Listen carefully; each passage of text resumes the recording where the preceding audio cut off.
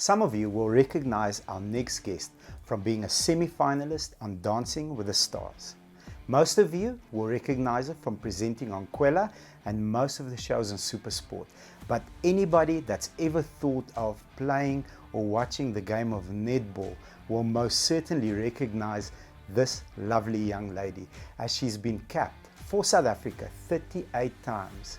Vanessa Marie de Toit, welcome to our show. Thank you for having me, Bobby. That was beautiful. I almost started crying right there. So I don't know how the rest of this interview is going to go, but yeah, let's go. It's true, my friend. We are honored to have you. Thank you. The very beautiful, very talented, just bubbly.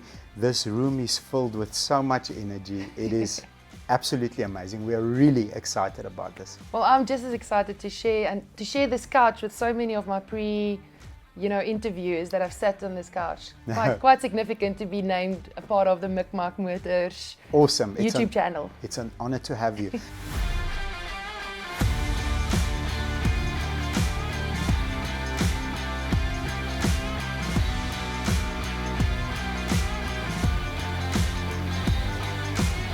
My first and favorite question will always be, yes, if we could, boom, snap our fingers and have the 17-year-old version of you. Just walk in, sit next to you, and just dive into what is she thinking, what is important to her, what is your priorities. Are you a sporty girl?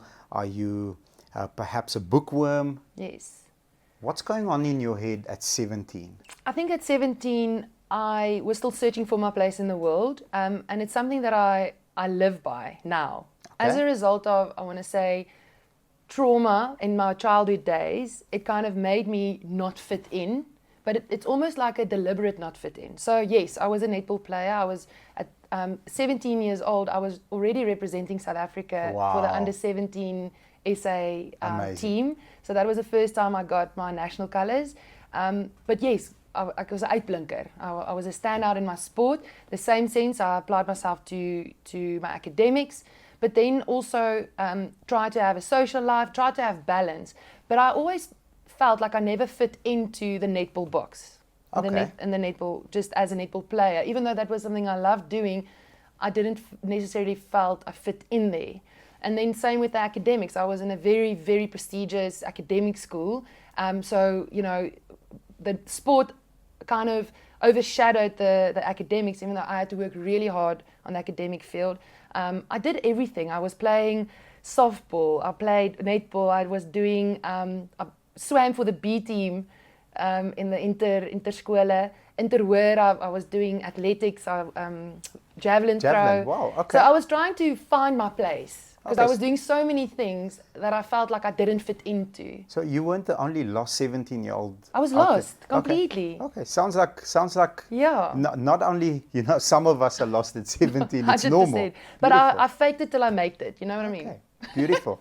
No, Awesome. when I remember vividly, when you spoke of 17, there's one image that popped into my head. It was during break, where I went to the library. So I first go to the Snoopy and I get myself a chicken mayo tramazini. That was my favorite. Nice. And then I'll go to the library and I'll sit by myself. I had friendship groups that Okay. I was, so I would, maybe this one poser, ek sal bietjie daar gaan sit, or I'll go to that, during that break, I'll go to all the different, I had a lot of friends, but I was very alone, if that makes sense. Yes, it does. So I was a bit of a loner, an extroverted loner at 17. Awesome. That's a beautiful description. I think, if I may just put a comment out there, I think that's the reason why you're very comfortable in a national sports team, and you're very comfortable organizing a Boxop that has to do with protecting, anti-gender violence, and then at the same time you're very comfortable next to a rugby field. Yeah. So I think that piece of information, Yes. shows us how you got to be who you are. That's very true, yeah. Bobby. That's very true. That's why I say, even to this day, I used that I saw as a weakness, because like I said, I didn't feel I fitted in. That was your now, strength, my friend. It's my strength, that it's actually empowering me to be okay not to fit in, because I was not destined just to be one thing. Absolutely. I'm not just a netball player. I'm a BCom graduate. I've got 2 degrees. Wow. I really pursued Do my tell, studies. do tell. I did my BCom Human Resource Management at the University of Pretoria. and then I did my honours at the University of Stellenbosch. Amazing. And I was in the process of doing my M, but then I got a contract to go play netball in England, so I had to kind of choose because it is quite consuming. But I'm not done yet. You're still very young. Still continue so, to I mean, doing 17 was like 2.5 years ago, so you've got plenty of time Bobby, to you go. must stop. You must stop with these compliments. Stop. No, stop. Now carry on. Okay, No, 3 years. Let's tell the truth. It's 3 years ago, not 2.5 years ago. Fine. Amazing, my friend. So, I mean, you're a busy girl. You've got your sport. You've got 2 degrees. I know what it takes to be successful in pursuing one subject and getting good marks in the subject, and then everything sort of falls. So I mean, your level, your work ethic, your level of dedication is up here. Your work ethic is up here. How do you go from being so successful in your academics, in your sport, to navigating to where you are currently? I mean, you are even busier now than you were back then when you were studying and playing professional netball. I mean, you're all over the place. How does that take place? Did you jump around in your career? And you've got an HR degree. Yes. Did you ever work in the field that you studied? Even for a day? Not even a day? I didn't. We've got some HR issues if you have to later. I'll freelance. I did some freelancing in HR departments. Did you enjoy it? I did. I enjoyed the science behind understanding whether you are fit for your job, yes or no.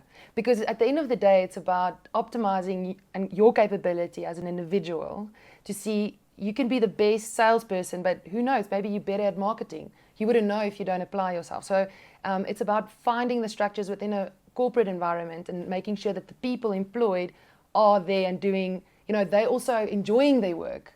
They're also getting the leverage from enjoying, because then if I wake up and I enjoy my work, you're going to do better. You're going to do so much better. Harder. Yes. So I always use this. You need to have the right driver in the right seat. Yes. Sometimes you have the right driver in the wrong seat, and that leads to unhappiness long term. Absolutely. But if you have the right driver in the right seat, oh man, you can take over the world.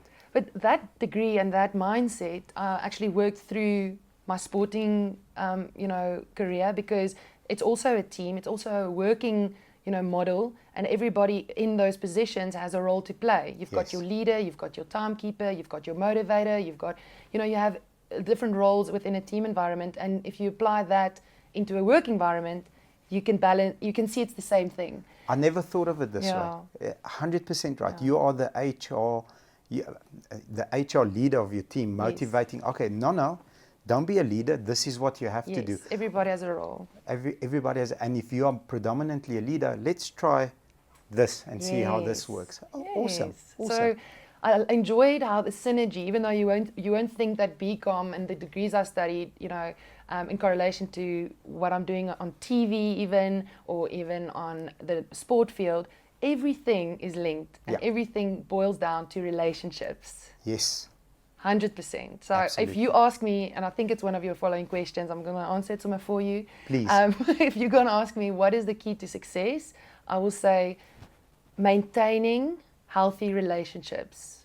And it's not about sucking up or making people feel good. It's about a wederzijdse, a symbiotic relationship where both can benefit, and finding that niche into what you need, what I can give, and how we can help each other through this thing called life. Yeah, it's about figuring out. For me, it's figuring out what are you motivated by, and what would you work hard for, and what would you work even harder to avoid. So what are you motivated by? We've known each other for a short period of time. You're a hyper-competitive person. I can feel it. I'm too. So, the love language that I would use with you is, that team is great, but, what they said about us, I don't think is fair. They said that they'll beat us by this much. What do you think about that? And I'll just unleash you to the world, and you're going to kill everybody. Am I right or wrong? Exactly, 100%. My coaches would say the same. I mean, they would fabricate, I'm going to say stories to get the most out of me. Master fabricator right here within our company. Have to. You have to in order to get the best out of it. And not everybody is driven by the same motivators. Yeah. I believe that you've got your intrinsic motivator and then your extrinsic. So interne motivering, externe motivering. Intrinsic is to do with what your what you would like to achieve, what you would like to learn. It's a personal motivator, where extrinsic has to do with that cup or that medal or that Yes. accolade or the popularity. Yes. And if you can find a balance between those motivators, that's when you are, I believe, optimally, where you function optimally, because you can have an extrinsic motivator but be internally driven for verbetering. Yeah, What is to this? self-improve. To self-improve in the process. So that balance, and once again, the key to success, relationship, not with people. It's the relationship within balance, within your personal Absolutely. being. It all starts And here. everything. All starts here. Relationship and relation to having a balance to sport, academics, social, goals, family, you name it. And in my opinion, it's okay to want to be successful in all areas, and it's absolutely attainable if you focus. Absolutely. But you have to focus. Absolutely. Awesome. It's just weird how life works. I mean, I'm 32 now, and I look back on, you mentioning it actually is like, oh yeah, I did that. Actually, because I'm in a different mindset where I'm now. I'm now in a corporate environment where I'm head of sales and marketing of, a collective group with 16, 17 different other companies. So it's like, Beautiful. I'm now in corporate. A year ago, I was still emceeing, little gigs and stuff, where now I'm emceeing, quite bigger events and things like that. So I'm emceeing, working on TV, doing netball clinics, working in corporate. And it sounds a lot, and it is a lot. But as a result of the dedication that I put forward growing up and within all the different areas, because I focused and I did what I did good when I did it, now I can manage all of it. It had to come from somewhere. Yes. Because this is like burnout central. If you can't manage that relations. With 16 different, because 16 people are pulling in a different direction at the same time. And you need sometimes. to center that completely. We're a company that reads a lot. So initially, I'll tell you the story. Yes. Initially, it was, forced from my side. So every month we get a book of the month, and everybody has to read the book of the month. They have to write a report, a one-pager with 3 key takeaways, submit it. I read through all of them. Now I've got help because the company is growing, and we learn and discuss the book together. So last month's book was the one thing, and I want to touch on that. For anybody that hasn't read the one thing, it's completely life-changing, because especially in today's environment, you've got social media on your phone, you've got your mother-in-law if you're married, you've got this person, you've got your sister, you've got your wife, you've got your husband, so many things to do. But the one thing, you just touched on it now, focus on what you're doing right now, do it to the best of your ability, put it away and focus on the next thing. That's the key. That's the key. That's what I got from you. And once again, when I bring it back to relationship, it's that relationship that you have with yourself, knowing what your capabilities are, not being too hard on yourself, but setting goals being that honest. you can achieve. Being honest, yes, and also celebrating when you do achieve those goals, because we do forget to do that sometimes. It's always just go, go, go, go, go. But if you look back at how far you've come, it's sometimes just good to go, well done, you handled that well. And we are so driven, people are so adamant just to be better that we don't celebrate the small stuff. So having high standards is a must. Yeah. You have to have high standards, and that Shoshan mentality of always wanting to improve. Yes. But I think you're right. If you don't have a reward system that you give yourself, then why are you doing it? No. You have to, if this, then this, Yes. if this, then this. Yes. So in my career, I always said to myself, if I reach a certain number of vehicles per month that our company produces, my reward will be a Harley Davidson. Sien jy? And then, once we reached it, boom, the next day I bought a Harley Davidson. I never rode it. I rode it maybe twice in 2 years, but some of my friends and staff rode it all the time. But I knew today is the day that I've achieved this goal, and I'm going to buy myself a Harley. Love that. So you have to reward yourself. I agree with you fully. Can't wait to buy my Harley one day. Yeah, Harleys are cool. Very cool. Yeah. It's winter now, so they're cool, after 10 a.m. But they still remain cool. Yes. My friend, it takes a village to raise a man or a woman. Yes. It takes a strong village to raise a strong girl like you. Yep. If you were to go back and say, Bobby, these are the 3 people that were most influential in my life, and I believe a person sometimes, negative person influences you positively because they course correct. Yes. Who are the 3 people, and what did you learn from each and every one? You don't need to tell their names if you're not comfortable, but if you are, I'd love to know. Yes, of course. I think lessons, I gather my motivators and my lessons from people that I get in contact. So I really am open to learning from everybody that I meet and come across. I must say I'm more motivated through people who tell me that I can't do it and that I'm not able to do it. But that's the competitive that's nature. What I wanted to touch on. So before I mention those 3 people that have really had a good positive influence on my life, I have to, just say thank you to the people who said I couldn't do it. Do you have a kill list? Like, I'm going to show you. This is number 3 thing that I have to prove to you. Do you have a list like that? I've got a good idea of who. Okay, good. Yeah, but I think at the end of the day, someone's reflection and opinion on you personally has got nothing to do with you. Their opinion based on you is an insecurity that they have. So I've made peace with that, but I do sometimes still feel myself thinking, this person obviously don't want me to do it. I'll show them. Can I give you an angle on that? Yeah. I just want to ask your opinion, because sometimes I take a lot of criticism, most of the day is just criticism. Yeah. Sometimes criticism is very good, because if you leave your ego at the door, it's very hard. But if you, especially by a competitive person, and somebody says, I don't like the fact that you did this because of 1, 2, 3, 4, that negativity is actually just, course correct. Like, you are actually right. There's a difference between someone giving you feedback that lands, and it's like, I didn't see that. I love that. And somebody just trolling you and telling you that you can't do something because of their insecurities. Yes. But knowing where it comes from. There we go. And then using that as a positive. Yes. Turning it into a positive. Like, thank you for the feedback. Yeah. It's Aina, yeah, but I'm going to try my best to correct it. Yes. Yeah, I fully agree with you. Not taking it personal. You could never take it too personal. You can't. As soon as that gets, that raaks soos 'n houvas op jou. It's like a bondage, right? Yeah, they've got a hold on you. And then when someone else says something that triggers that, you know what I mean? So you can't let that get personal. Boom. But I think in that regard, so let me get to the 3 people. Please. I think it's 3 people, 3 women. But 3 I think women. 3 women. Okay. But no.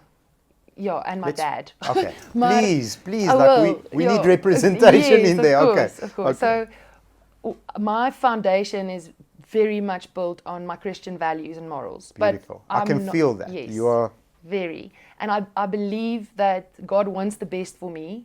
And of course. Who am I not to want the best for myself? It's kind of like a klap in sy gesig. It's like you're taking what he's given you and saying, no, thank you, bye. So taking what God had given you to make the most of it, and actually paying homage and saying thank you for the talents and everything that you've received by actually using them. So that's what I believe. So God wants the best for me. Yes. And who am I Yes. to go against God's Yes. will? I have to deliver on Yes. what God wants for me. Yeah, and who are the haters who are trying not, you know what I mean? And I love it. So that's why I don't give people and people opinion any credibility in my life. The only credibility of a judgment in my life is at the end of my life. That when I stand in front of God, that's the only judgment that that matters. Beautiful. Okay, cool. So with that said and done, so I would start off with, from a netball point of view, a very big influence in my life.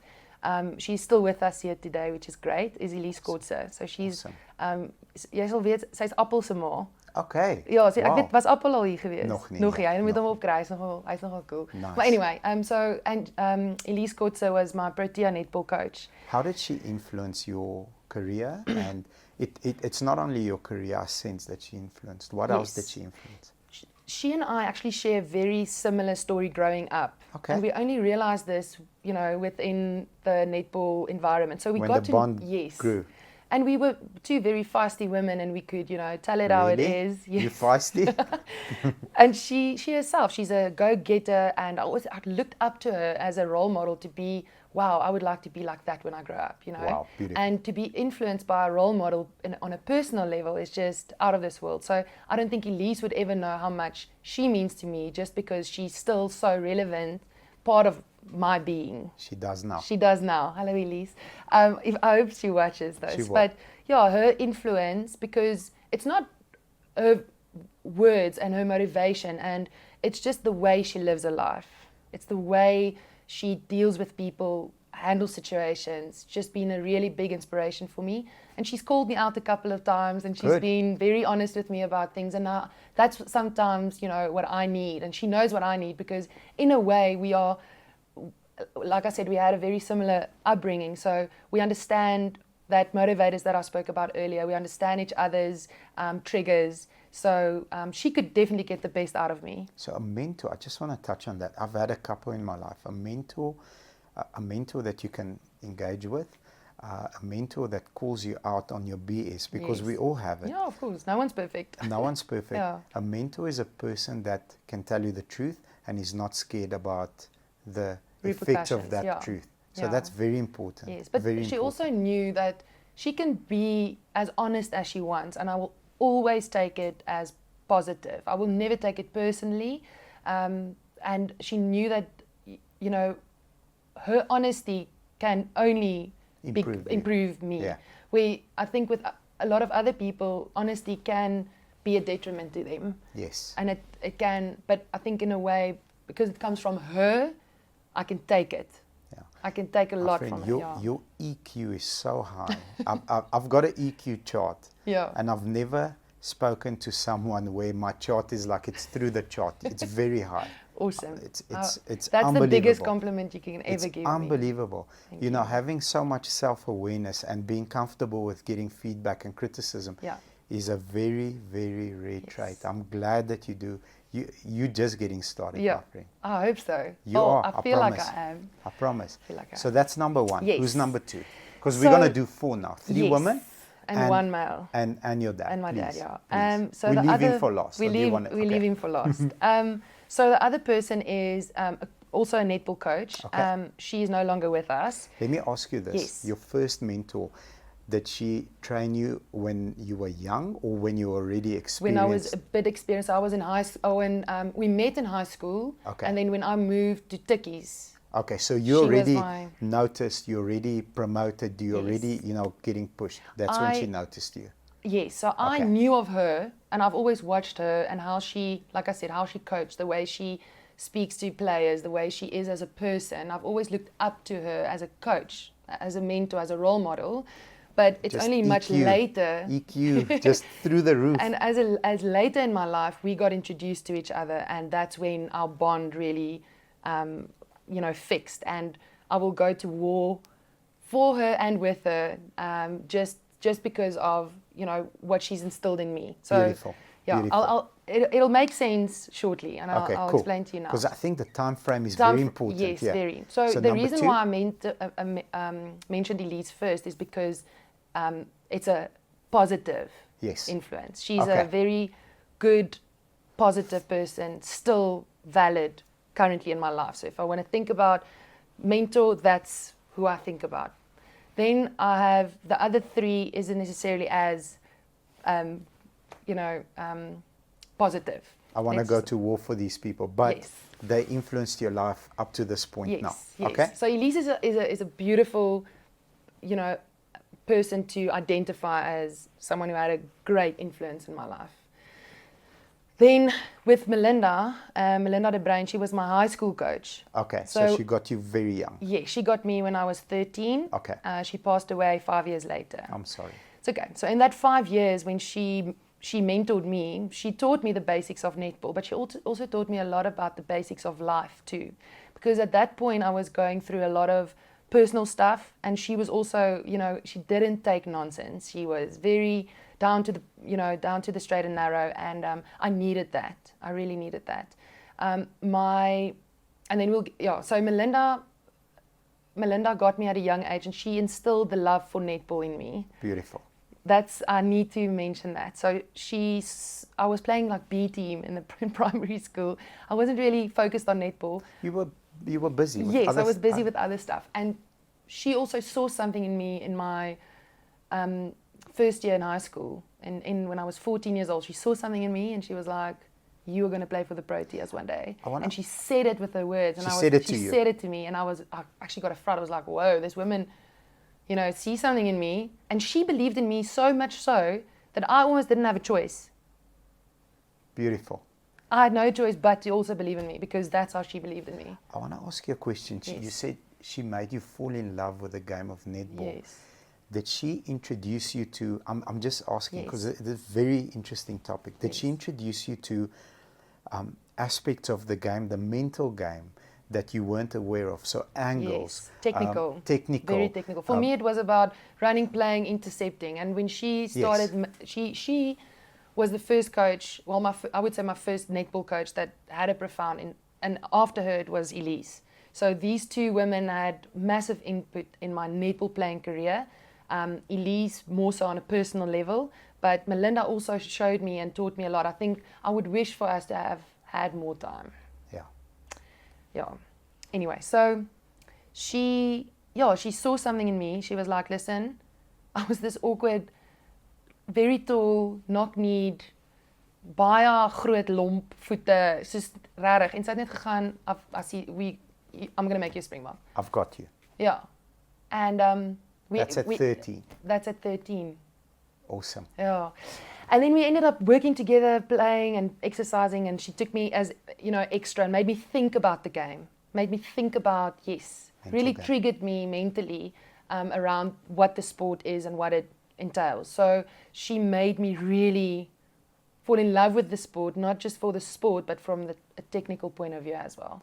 And that's when it all just started going well and better. I think as a leader, I'm just looking at you from her point of view. Obviously, she has to push you. She has to see, do you have the goodies? Do you have what it takes? Do you have the resiliency when it's going to get hard? Because it always does. I mean, anything competitive gets hard, because I'm sure there's more than one or two girls that wants to play for the Springboks. But having pushed you and seen, okay, but you're pushing back. Oh man, she had lots of fun. I can just see. Absolutely. and being a competitor like you are. Who's number 3? There's a story that I want to tell about her quickly. Please. Once again, you can't think that God was not in control. God's always in control, my friend. You can't think He's not as a result of this, the happenings that happened. So she was pregnant with her daughter when I met her, when I was in standard 6. And throughout, she put me in the first team, in Afis's first team. From the age of 13? From the age of 14, 14, yeah. Beautiful. And she was like, well, now you need to swim. And for some reason, she thought I could handle it, and I did. And going through the motions in my matric year, it was weird, like in that period of time, and that's why I say God is always in control, because He sends the right people in my personal life at the right time when I needed it the most. So looking back, there's not one person that wasn't sent and meant. So she was there for 5 years. In my final year, in matric, I was captain, and we had won essays the year before, 2 years before that, and we were going on our way. We were on our way heading to essays again. So we were representing Gauteng. We won the Gauteng first team schools. So we were number 1 team in Gauteng, and we were going to go to South African Championship. So we play against the Northwest number 1 Western and Cape and everyone. All the other areas. Okay, awesome. And so you won, skipped the year where you didn't win. Yes. Now you're matric, yes, captain. Now Now's your chance. So our team won Gauteng, and then we also had trials. So on a personal level, as an individual, as Vanessa Marie, I played trials for essays to get into the SA under 19 schools team. Awesome. So it worked out that our school team were going to essays. I made the SA under 19 team, and this was something that my coach knew I needed, because from a financial point of view, my family couldn't afford sending me to university. So I needed that school bursary. Yes. Or university bursary to go study and to further my netball career. If it wasn't for that, so she came, for the first time she came to trials. She never came to any trials. Really? Never. She didn't believe in like she was staying, she remained at the school. She didn't go to the Gauteng and the essays. That's her focal point. She was at the school, and that's it. But anyway, so that was a Friday. And the Saturday, I made the team. And then the Sunday, we went to go and celebrate. So we went out on a farm, and we all got onto, there was a horse riding farm. So we made lunch and ons het gebraai en Lekker. her family was there, our assistant coach was there, I was there, another girl who made the SA team was there, and our families, and we just had a lekker get together. But we still, as a school, we're still going, it was just to celebrate my accolade of getting SA under 19 team. And she, on that day, fell off the horse, and that's when she passed. On that day? On that day. Wow, and my friend. that was literally the day after I made it. And we worked 5 years for me to get there. So I needed and I wanted to honor her throughout my career. And there were certain things that she instilled in me and things like that that just kept me, I wanted to keep her fire burning throughout my career. It's an unbelievable story, my friend. Yeah, so that's why she had such a significant influence in my life. Wow. Yeah. Tell me, her daughter, do you still have contact? Yes. Besties? Not besties, she's way too besties. busy for me. Okay. She's first year now. She matriculated out of office as well. She also played first team netball, and her mother would have been very proud. I'm sure she would. Very, I'm sure very she proud. is in heaven. Yes. And she absolutely. sees you as a big sister? Yes, I think in a way that she knows the connection that her mom and I have. Yes. She obviously grew up with a different mom. Yes. So her mom, Marty, is a mom, but she knows Melinda is in heaven. She knows who her real mother is. Yes. So yeah, no, we definitely have a good. I'm sure you've got your eye on the young girls. Absolutely. Every single day. Thank goodness for Facebook. I can stalk her. Yes, and see, and just phone I us. can know, like, ja, waarmee is jy besig? Time for coffee, kom. Yeah, ons so moet praat. hopefully I can have that, that inspiration and influence that her mum had on me. I'm I sure can you have on already her. have. Yeah. Not going to, you already have. Yeah. I know you have. Yeah. It's a beautiful story. I'm sorry for your loss, and wow. Once again, you look back and you could have said, what if, but that was needed for me to be where I am. Yes, absolutely. I believe it. I have to believe it. Absolutely. Otherwise, her death was in vain. And I don't ever want to say that. Yeah, absolutely. So Melinda and Elise. And then between my mom and my grandmother. So my mom is a very interesting character. She's a very outgoing person. She also used to sell cars. She worked at Global Nissan in Pretoria Noord vir lank. Wow. Ja, sy het by, ek weet nie of jy vir Chase and Gavin hulle geken het. No, but anyway, I don't know them, no. Also, yeah, in Pretoria North, she sold vehicles. Like, Okay. that's how she did. What's your mom's name? Vanessa. Vanessa. Vanessa Okay. de Toit. The toy. Yeah. Okay. My wife's name is Vanessa. Really? Yes. Vanessa Petkov. Wait, wow. Yeah. Okay, Yeah. awesome. And tell me what obviously the way that you tell a story. Yes. I see selling as telling a story. Yes. So influence is telling a story.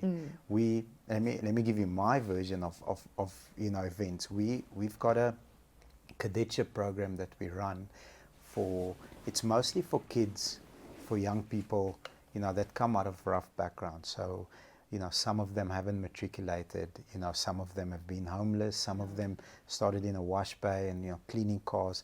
And you see the fire. Yeah. And you take them and we put them through a cadetship program. So Yes. they do a couple of months, they write exams, then they do a couple of months, and then we push them into the motor industry. And, we've changed lives through empowering people to make money, through income. And the best,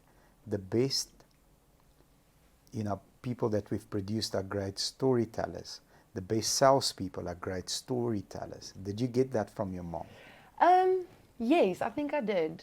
I always liked, I like to color in life. Like I like to assess life and There's why more flavor when you attach a story to and something. why things are the way it is. I always understand and explain to my It's that EQ, my friend. Absolutely. And without saying things, you can already determine the outcome. You can already, because you've learned through it. So people skills, definitely from my mom.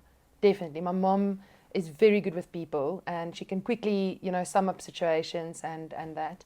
So everybody will say their mom is a big influence, but I think there's one thing that stands out for me. So my parents got divorced when I was 4 years old. Okay. And it was a tough time. It was very, very tough. So my mom never got a degree. I think she got a diploma, but hulle was altyd that diploma in receptionist, to be a receptionist. Yes. And when she needed to stand on her own 2 feet, she needed, a car. She's got 2 kids. What are you going to do? And you got a brother or sister? Got a brother. You've got a brother. Yes. He's Older or younger? 4 years younger than me. What does he do? He's an assessor at the moment. Okay, awesome. He said he's never going to sell cars. Okay, He okay. never wants to sell I cars. need to speak to him. We must have a conversation. I need some fire back in Yeah. our company. Nice. My, Okay. my brother, I think he saw how my mom suffered because every month you start at zero. Yeah, it's tough. It's very That's the tough. tough part. Yeah, that's And I the think we tough saw how tough that was on my mom, being a single parent of 2 children, selling cars. part. Well, she did a phenomenal She job. did. Thanks, she Mom. did, absolutely. And my mom, yeah, she's had her own individual struggles and battles and addictions and things like that, where we all persevered through. And I think with the influence that my mom has had without, if you take the mothership away, just being Yes, a mom away, yes. The lessons. my mom's resilience and ability to bounce back after setbacks, that's something I take from her. She Awesome. has a massive ability that she gets knocked down and she just gets back up every single time. She's a fighter. She's a survivor, she's a fighter, and just that. There's a lot of other things you can say about your mother, but that I would definitely give credit to my mom. How about grandma? What did you get from grandma? Yes. So because my mom, had her journey, my grandmother was the matriarch female She that I needs to look after these Yes, kids, yes, after her kid. Yes. She needs to be that And center figure. Yes, and my grandmother was the softer, gentler, soft place to land. People skills good. Yes, very good. And after we just had my grandmother, we were very, very close. She understood me the way to speak to me in a very softer way to get me to do certain things, where like my mom was the complete opposite. So the two of them kind of balanced each other out. So I couldn't, say the one without the other. Awesome. Yeah. Beautiful. So they're a combination work. What did you get from dad? From my father. So my father's, yes, he also has a never die attitude. But my dad was in Kyknet. Okay. So he was on the border. Wow. Tough. Very, very tough. Tough. And from a very young age, he was exposed to a lot of trauma, cruelty, murder, blood, I think weapons. that generation, yeah, we're very lucky. Yes. We similar age. We're very lucky we never went through that. Absolutely. We really are. Look, we did bear the brunt of the result that it had on him from a Agreed. family point of view. And it's something and that's why I want to mention my dad, because today, where I'm sitting now, like my dad and I are like this. He found you a couple of minutes Yes, before we started the yes. interview, and I felt the connection because Yes. you put him on speaker. Yeah. And the way that you guys speak to him, you've got massive love for him. Absolutely. It was heard. It wasn't even Absolutely. only felt. Yes. So with my dad, he had a tough life. He really had it tough. And he said to me at an older age, he apologized for, the way that he went about his business when we were younger. And he said to me, Vanessa, I couldn't be a good dad to you and your brother because I wasn't a good person yet. I needed to go and find myself to be a good person in order to be a good dad to you. And I've got so much respect for that. Wow. And the word that I want to use for my dad and the influence on the lessons that he taught me has to do with reconciliation. It has to do with forgiveness. Utter, selfless forgiveness and just giving over to the process, because I had all the reason to write off my dad, to never speak to him again. You can imagine, in an environment where someone is so used to, Adversity. yes, and especially from his point of view, where he came from, he's used to handling situations in a certain way, in an aggressive way, in a very dominating way.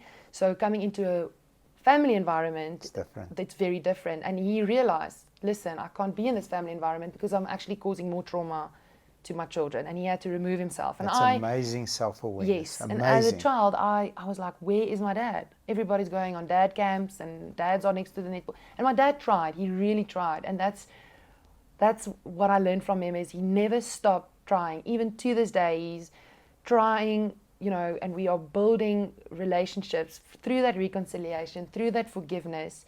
And now it's stronger than ever because we've been through the ringer. Yeah. So it can't get worse, more worse than what we've been through. So we can only build on that, and that family bond I'll never have. I'll never have that, family situation. I'll have a relationship with my mom, I'll have a good relationship with my dad.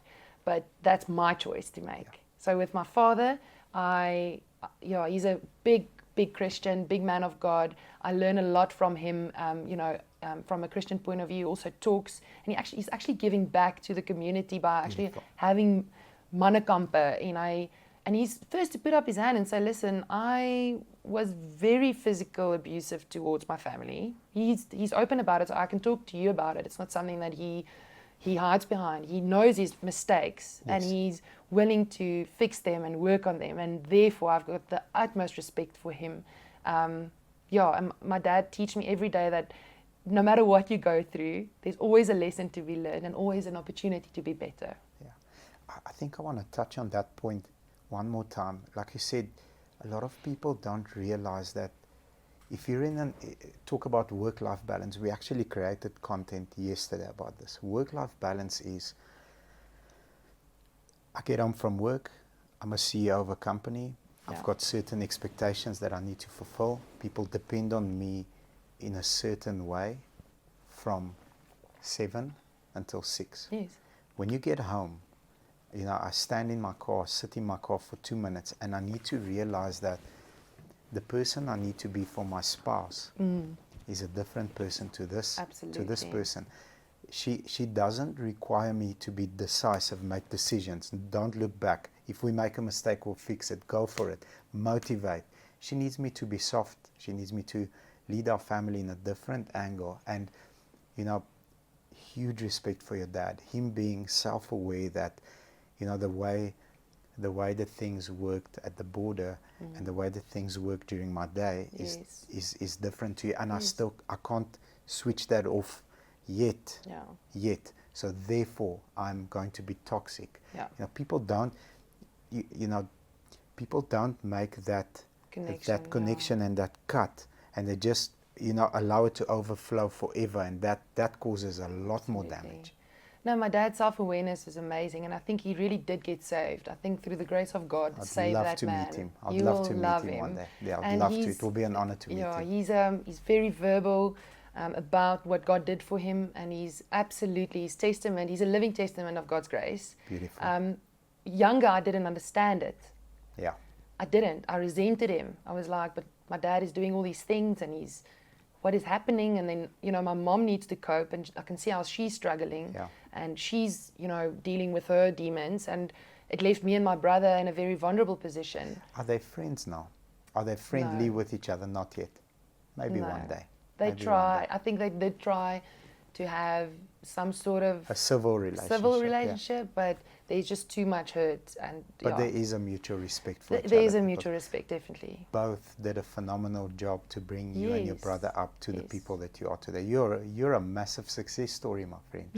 It's amazing. And on that point, if you could, there's on our show we've got 13-year-olds. We've got our oldest viewer, subscriber, who always writes me messages is Umsaki. He's pushing 90. So we've got from 13 to 90. Yes. If you could take back something with you today to the beginning of your netball career, this is for all your fans, in the netball space, and perhaps, as a life lesson for everybody else, the 90-year-old can learn a lot from you.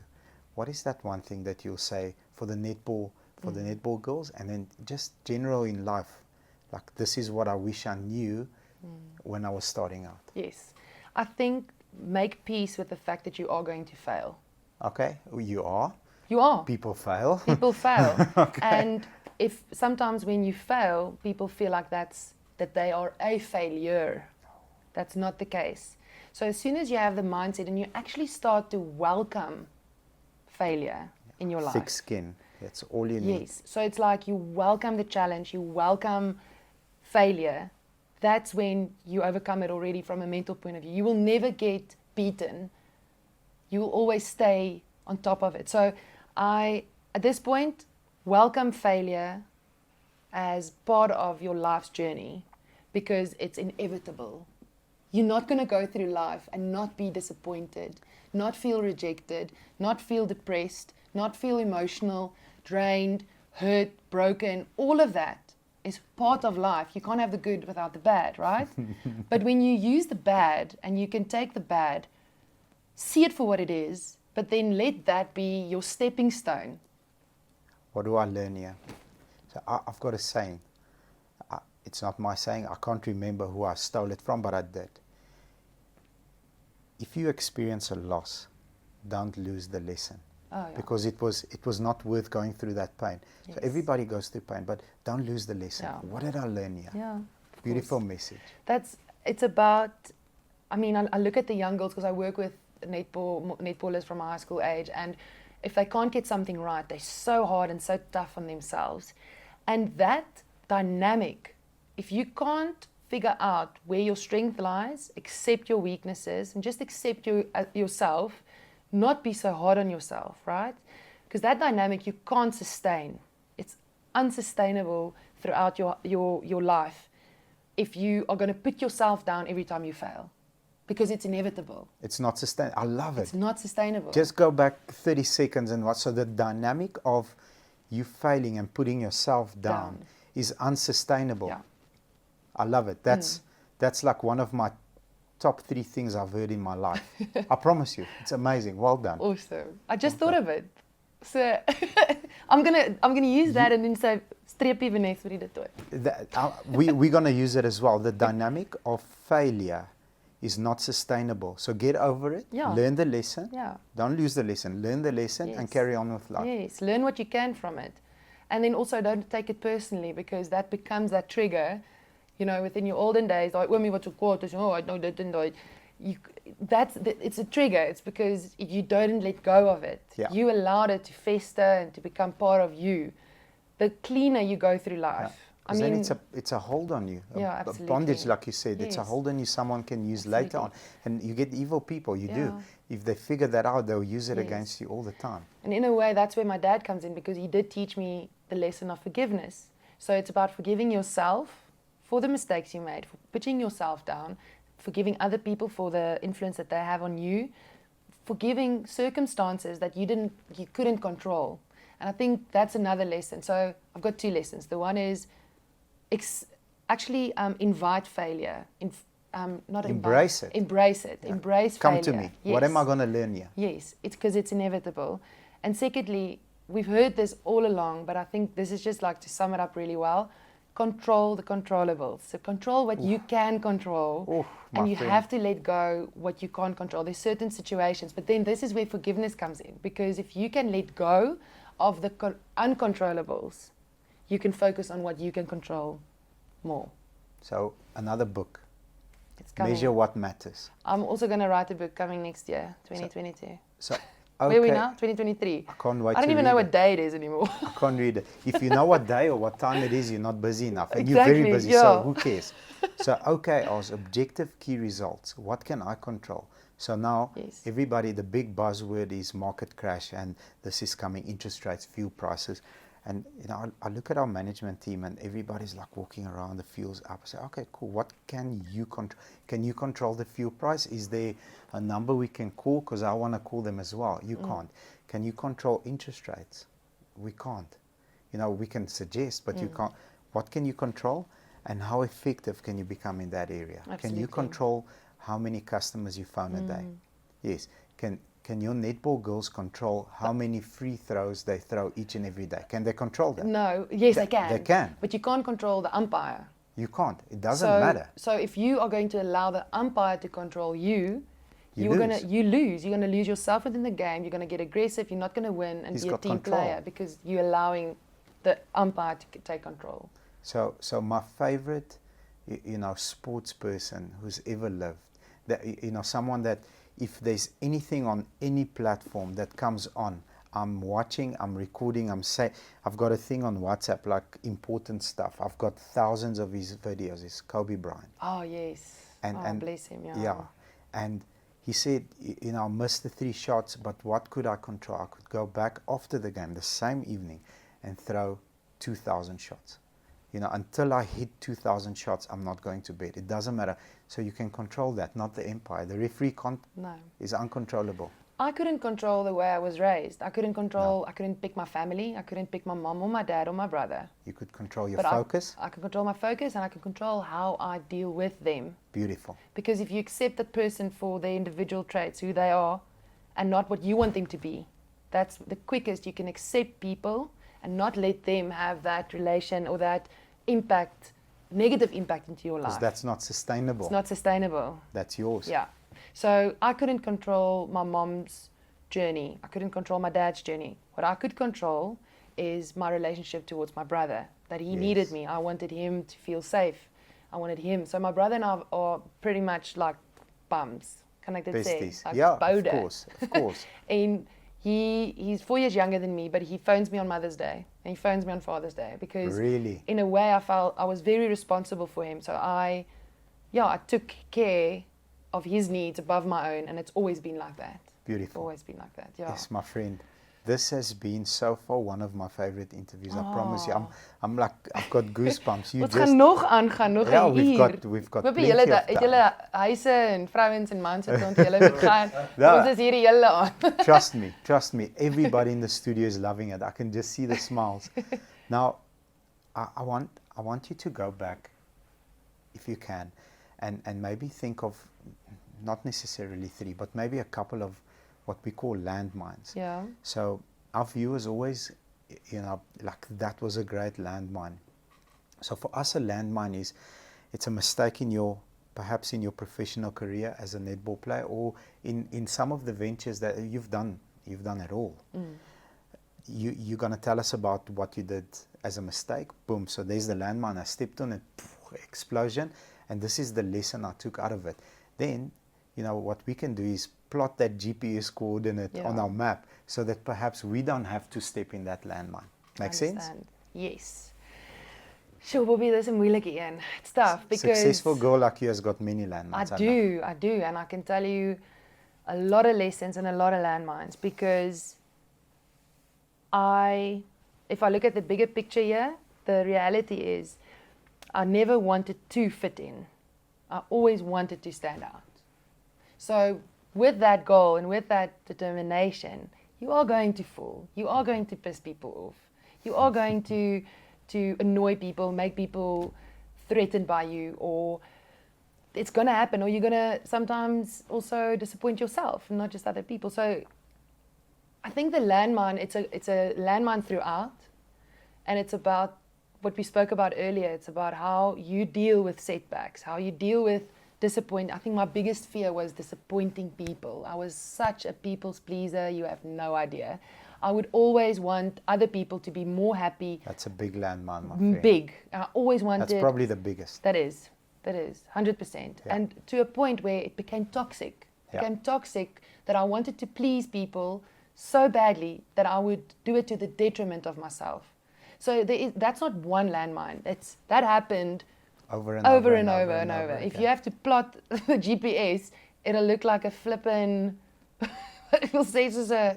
But so that game that... The landmine game. Yeah, I remember. That's true. That's true. No, if you have to plot it'll look like a... What was it, that landmine game? Dit sal lyk soos kinderrak nee. Yeah. Minesweeper, there we go, Minesweeper, that's it. It looked like Minesweeper because it was part of my life. So can I give you my input on that? Yes, I've got please. a similar message. You can't be in a state of I need to please other people in order for them to give me acceptance. Even in my marriage, my wife knows the most important person to me is me. Because if I'm happy, then I can give her what she needs. And you choose then. You can choose to choose her every day. Absolutely. But you need to choose yourself first. First. So, working the hours that I do, doing the crazy stuff that we do as a team is what gives me happiness. The conversation is had. Listen, these are the things that I'm going to go through in order for us to achieve this goal we have together. And this makes me happy. Are you comfortable? No. Which part? This part. Okay, we can erase the spot. Are you happy?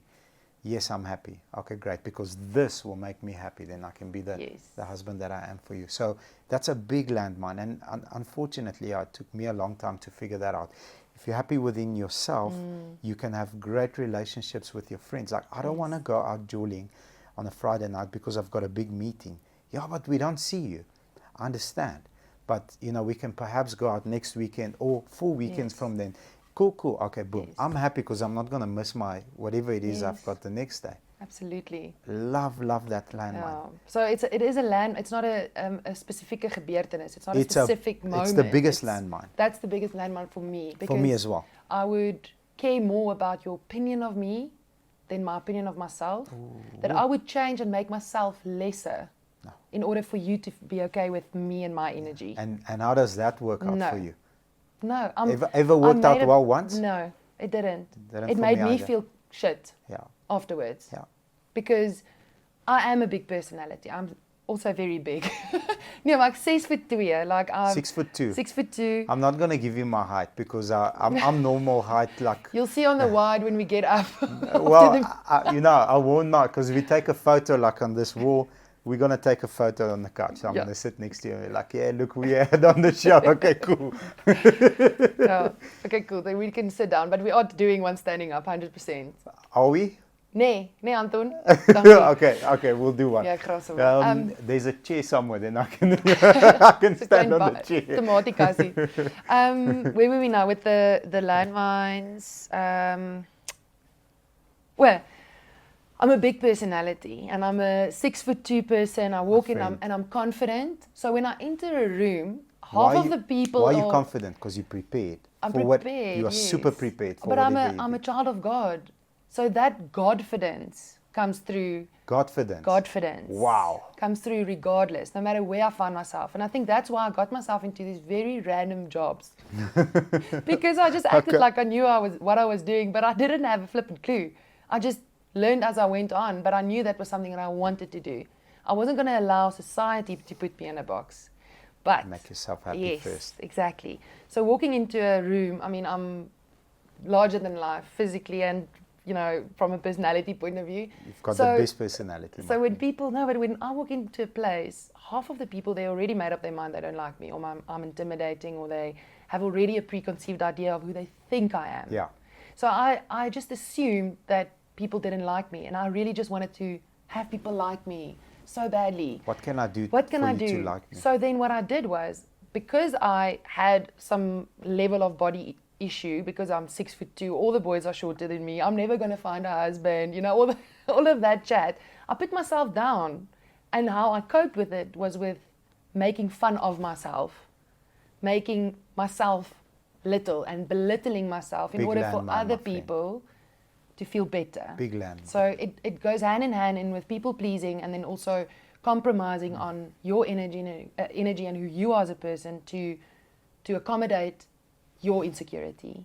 And a couple of years ago, I think just before my 30th birthday, it was there where I drew the line. I said, no longer am I going to make a fool of myself for you to be okay with me. No. I'm now okay. Ek was die girl wat gepraat het van spuitpoep op TV. Onthou jy dit? I didn't want to bring that up. But that was me. That's my personality. I say what I want to say. I'm not different. Bobby, we can take the cameras away. We can have this conversation again. Because I'm not different in front of cameras than I am. But we did for 20 minutes before the cameras came on. And you're 100% right. Just, I am who I am. You take me as I am. Spuitpoep is nie 'n vloekwoord nie. No, it's not true. It happens. It happens. It's part of... I just said it sounds even worse in English because it's spitting farts. Ooh. Verstaan jy? Sorry for the English-speaking people, but that's what spuitpoep means. And I thought, thank goodness I didn't say it in English. Okay. Ja, ek graf sommer. Maar it's just I say what I want to say and I am who I am. And at the end of the day, when I lie my head down under the ground, hopefully I'll get verast. I want to be ashed. Okay. But the day that I die, right? That's the day that I know when I put my head down, I've done everything the way I wanted to do it. I loved my neighbor. I cherished relationships, but I still I made God proud. I made myself proud. And then the rest. But I know that I lived unapologetically me. Not because of other people or their opinions or anything like that. This is the only thing that matters. And this is the only relationship for me that matters. I think having developed that mental state, I want to ask you now this question you didn't get up front. Has that made acquiring relationships easier for you. Like people come into your life now that actually like, this is a cool person I met. I've got something in common with you that I wouldn't have had 2 years ago, 3 years ago, before I made that conscious decision. Absolutely. And every person you meet, you find that piece of gold. Yeah. You know, you find something genuine. And I can meet you and I can see something in you. Someone else can meet you and see something completely different. But it just speaks to what my makeup is and what, like, not even just my insecurities or what I believe, my personality, and how that magnetic feel that we have between each other. It's going to be different for everybody else. You are ready for the message I'm going to give you at the time that you're ready. Yes. And then the next person is ready for the message the cadetship program. Those guys are ready for, you don't need to be minimum wage. No. If mom and dad are minimum wage.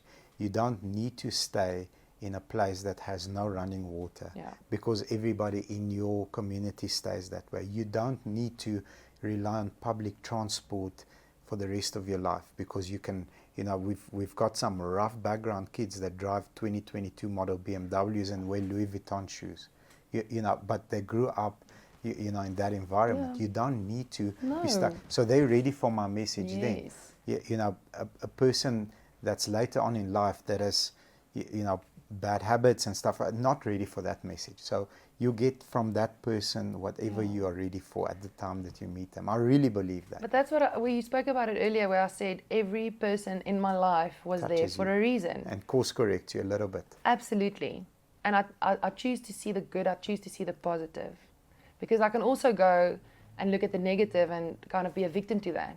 I think that's one pet peeve of mine, apart from the taxis in Pretoria, is a victim mentality. I can't deal. I call it a victim card. Yes. If you take one out in my presence, I give you a red card. Yes. I choose to ignore you from now on until the rest of my life. Look, allow people to wallow. That's fine. There's a difference. But there's 100%. So I struggle with victim. It's like someone saying, sorry, I couldn't do this or I couldn't do that because my parents got a divorce. Then I'm like, but your parents got a divorce. Like, what about you? I understand the effect that it has. Cool, we can accept that. But control what you can control. So it's like, I know it's a silly example. It's not I a silly never example. ever used my family and my upbringing and the poverty that I also grew up in. And a lot of people don't know that. People don't understand that a 10 rand was flipping a lot of money. It was a fortune growing up for me as well. Yes, for me too. So I understood the value of money from a very young age. But also that I choose to see the fact that I learned the value of money instead of being, but I grew up poor. Yeah. Life is as you see it. Life is as you see it. It's how you see it. It's as you see it. Yeah. And any situation is as you see it. Things happen to you or for you. Yes, exactly. If it happened for you, you can learn the lesson, move on, and be stronger. Absolutely. I love our conversation, yeah, my me friend. too. Me too. So I wanna touch on a different subject quickly. If you are on a weekend, you're doing, the thousands of things that you do, but that specific weekend, you're not doing anything. Who are you at home? Are you a chilled out person? Do you like cooking? What do you like doing? Like when there's no cameras, when there's no pressure, when there's no coach, making you do laps. Who are you? I think I'm a combination of a lot of things. Are you going out, meeting people? Are you staying in? I think it's seasonal. Seasonal, okay. It's definitely seasonal because a lot of the time when I deal with people a lot, so within the corporate environment, you deal with a certain type of person, and then when you deal on a sporting field, you deal with a different type of person. Agreed. When you deal with camera crew and making TV, it's a different type of person. Creative people are different. Yes. In so that you way. deal with so many different people, and that chameleon aspect where you also say you have that ability to really connect with all different walks of life, but it's quite draining. So whenever I get a moment, I'd like to be alone, just to center myself a little bit. So I do like to spend time with God in my quiet time. Awesome. I do like to also cut my nails and put a put a face Just mask on, Woosah. and fall asleep in the bath with a glass of wine. I think that's Fall like the asleep. ultimate. Jeez, you wake up Hey, cold like I this. can That never happens. drown in a bath. I'm way too tall. Show my friend. My twin sit binne in die prop vas. Nee, ek joke. I'm just kidding. No, I do like my quiet time, but then I've got two younger brothers. My dad got married a second time, and Okay, how old is the youngest one? he's 16. Oh, Yeah, 15, 16. he and needs you now more than Yes, ever. yes. And you ever will. Yes, and standard 7 and standard 9. So and both of them are Afrikaans in school at Affie. So weekends when I have off, I like to go support their sport and spend time with them, and they like to cook for me, which Okay. is the best sister treat. So I always go and enjoy a meal with them. Awesome. So I like to spend time with my family. Here and there, I do enjoy spending time with friends as well. But when you are if I had a busy week with dealing with a lot of people, alone time for me, time with God, time just catching up on who and where I am, and maybe doing a little bit more planning. So I Reset. believe just the reset button, yeah. So taking care of me. So looking after myself is very important. I say cleanliness is close to godliness. Yes. So if you take care of yourself, you are able to take care of others. Yes, agree. Yeah. Agree. Awesome. Ja, wie's jy, Bobby? Wat doen jy in jou vrye tyd? So I am a phenomenal chef. Really? I'm not a braggy person. Yeah. Many people have eaten at my house. Awesome. Most of them survived. So, there was some spade poop, but not too much, but some, it happens. So, same. Dealing with a lot of different personalities, leading different teams, being led in certain teams, because some areas of our business I don't have moral authority in. Yeah. Marketing, I don't have moral authority in. We've got a buying department. I have moral authority there. We've got a sales department with, sales managers have, the personalities of Goliaths. We've got strong women at Mitmac. Our F&I manager, her name's Anna Marie. She reminds me a lot of you. Really? She is a Go-getterkie. powerhouse. I love it. Powerhouse. I think she's not 6'2", but she's very tall as well. She makes up in personality. Yeah, she's 20 feet tall in Oh, wow. personality. Yeah. So also, if I have a moment, center myself, cook. I love cooking. Me and my wife fight. Like she said, when do I get to cook? I'm like, never. I cook in this house. Yeah. So unless I'm late, and then, babe, it's okay. You can cook as long as there's food. Dis Please. lekker. But now I need to come and taste your food. We have to have Absolutely. like a kom ons braai. Absolutely. We have Situasie. to do it. So Come dine with me. Come dine with me. Ja, Yes, that will met be my awesome. condition. Yeah, But absolutely. I also pride myself in cooking well. Wow. I What's your do. favorite thing to cook?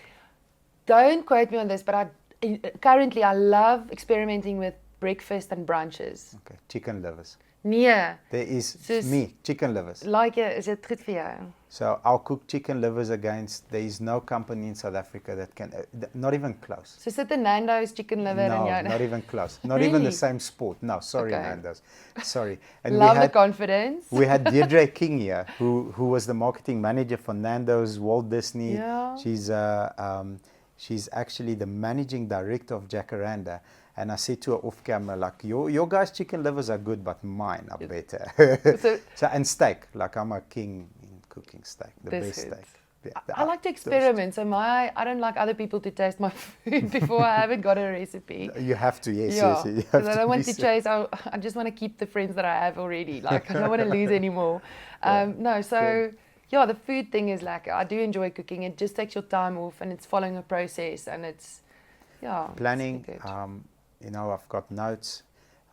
Everybody says, I've got a to-do list. I don't have a to-do list. I have a wish list. Like, I wish I can hit these 3 things, and I have to hit these 5 things.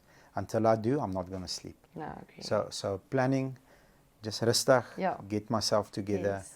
quiet. Yes. And then I do enjoy a glass of wine. And I do enjoy a little, verstaan, ek drink soms 'n brandewyntjie. Gaan nie vir Nice. jou ook nie. Ek geniet hom. I haven't drank in 14 years. Really? Yeah, no Well alcohol. Yeah. done. Thank you, my friend. I think my company doesn't want me drinking. No. Then a different Bobby comes out. Yeah. Not one that's no.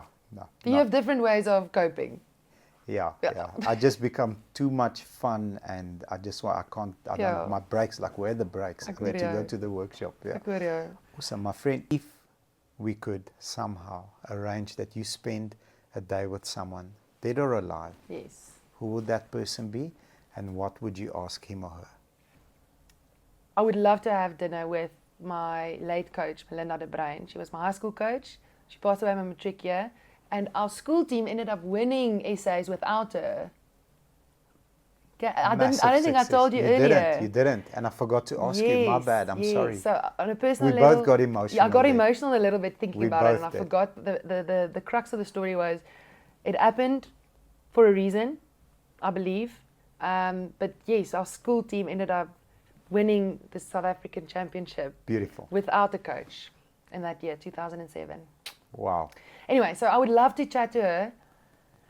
Yeah, and just talk about my choices and my life and what she thinks about it. I always Process valued everything with her. Yes. I valued her opinion and I valued her input, and just to have another conversation with her would be awesome. Amazing. I've got a view about, how people are motivated.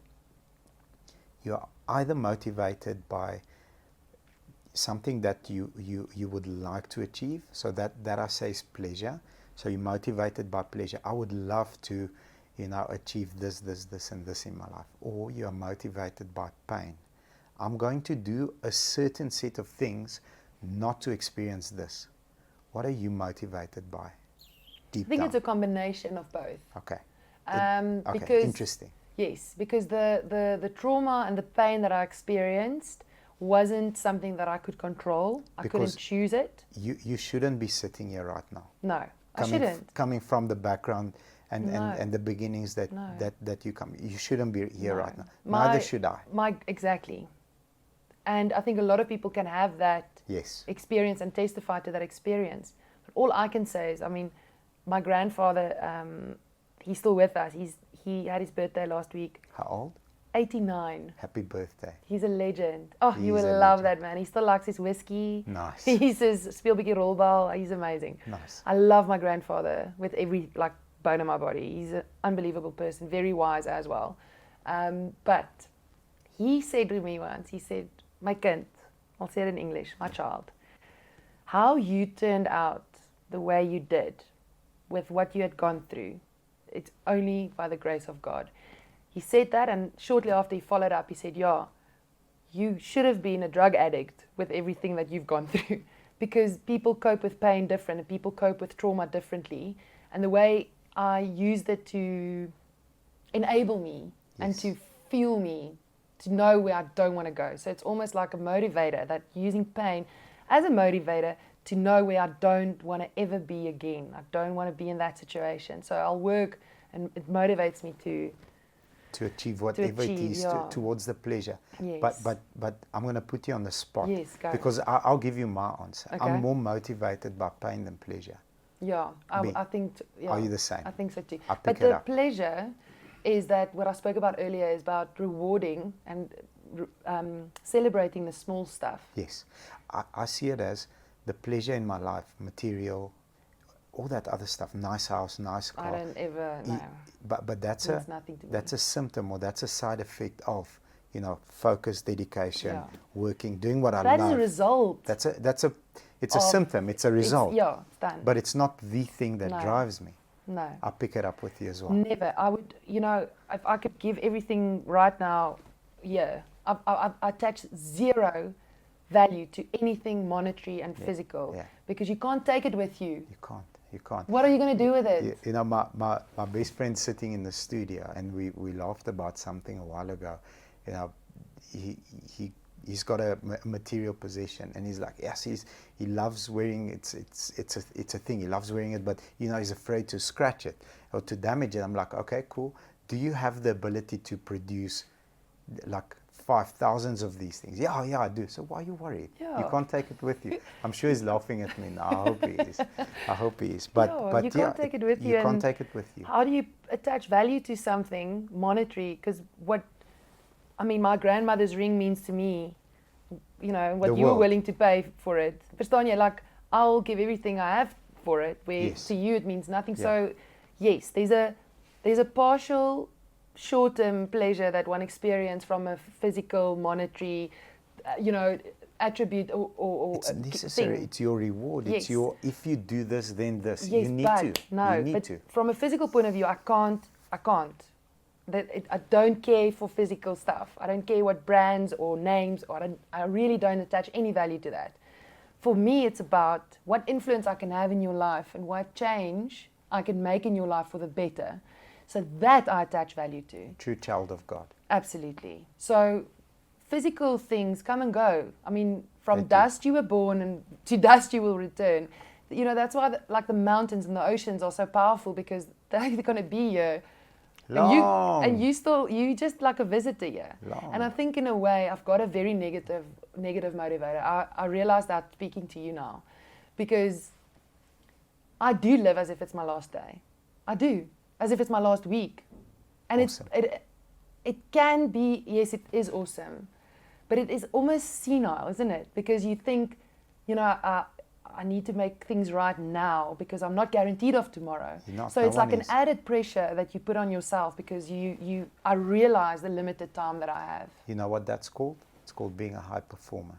Really? Yes. Okay. Well, It's that makes sense. It's being your level of urgency Yes. in every area of your life is very high.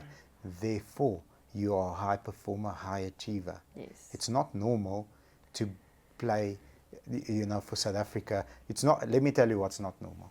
To be in a very strong sporting school and play the A team at the age of 14 and 13. It's not normal. It's not normal. That's not normal. The reason why it happened for you is because you live every day like it's your last. Yes. So tonight when you go to bed, like, did I do everything that I planned to do today? Yes. And most of the time the answer for me is no, I could have done more. Even if I had a super successful day, But I that's could where have done I more. know, but that is Damn the it. problem. It's not a problem. I don't think it's a problem. No, it's because being a that's high when you performer. put yourself down and it's not sustainable. But you don't need to put yourself down. If you understand that okay, this is how my mind works. I'm very warped. Like, okay, why could you have done extra whatever it is, extra 10 phone calls to and maybe close 4 more extra deals? When in your day could you have done it? Then you go through boom, boom, boom, boom, boom. Okay, you identify a leak. Yes. Okay, so tomorrow I'm not going to do this, and this activity because it causes almost a depressive state at night. This is what I'm going to fill my day with. And then you become even more productive. And then you find another leak, and it's never ending. I think it depends on the person and you how you process process and how you assess it. Because other people can go, oh yeah, I should have done this, I should have done that. And then it becomes detrimental, because then you always put yourself down and you feel never enough and you can't cope and you're not doing it and you're putting yourself down. Shoshin mentality. Always improve. Always improve. So if you can utilize your and process, your daily activities, how you can be better, and you see an opportunity to be better instead of putting yourself down. Perfect mindset. That's wonderful. You can fill it up, and stuff happens. You can't control everything. You can control what you can control, but the rest of the stuff, learn the lesson. Boom. What did I learn? Okay, we lost, for example, a week ago, we lost a very valuable manager. We lost a very valuable manager because that manager left because of certain areas in our company that he was not happy with, which were my fault. So, I beat myself up for hours, and then I only allocate a certain amount of time for stuff like this. In my mind, this is a 2-hour, I'm going to grieve now. It's like, this person left. But thereafter, okay, what can I do tomorrow? Because tomorrow morning, I've got control. I don't have control now. Everybody went up. What can I do tomorrow morning to ensure that nobody ever leaves the company because of these set of rules that I've put in? Boom, changed it. I hear you. More people will leave, but not because of the reasons that he left. I hear you. But then on a different, if I just flip the perception, yeah. What if you and the rules that you instated and the reason for him leaving was part of his journey? It was probably going to set him up for a next opportunity. Absolutely. And that needed to happen in that regard. Absolutely. So I believe that. Absolutely. And, going back on that specific person, going back to the day that he started. And, you know, he said, the reason why I'm here is because I want to learn from you. And hopefully, you know, he achieved whatever it was that he wanted to learn from me. And now he's going to take that and do something awesome somewhere else. Beautiful. Now, this is a car channel. Okay. First car. What was your first car? Um, Tell me it's a Golf, please. no, it was a There's Nissan, always a Golf somewhere. It was a Nissan Almera. Almera. Oh, fancy Yes. pants. Okay. So what my mom worked for Nissan. And Naturally, she pushed you in the direction. Yes, but she was very clever. Okay. She bought a car for her friend who couldn't at that point get finance. Okay, so my so mom she got helped. finance to help. I don't know how legal that is. Maybe I'm exposing her right now, Mom. It's legal. Don't worry. Okay, so she helped my That was a friend. long time It's ago. a long Maybe time it was ago. legal back then. We don't know. So it was 2002, 2003. My mom bought this car to help on her name, but her friend paid the installment. installment. Yeah. Okay, so Let's just call it a grey area. okay, is that a grey area? I don't know. Let's So just leave it at a Okay, grey area. fine. Okay, cool. So, Her intention was but she bought the car actually indirectly for me.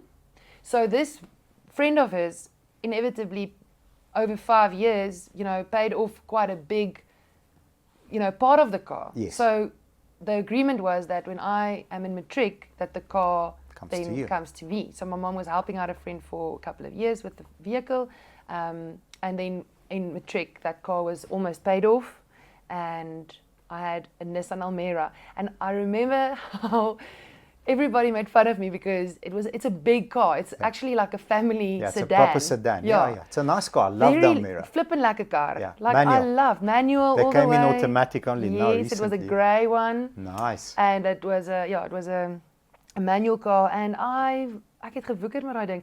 And then my friends at school, when I was matric, I needed to start driving at an early age because I needed to help with my brothers and whatever. Pick people up, go to practice. Yes.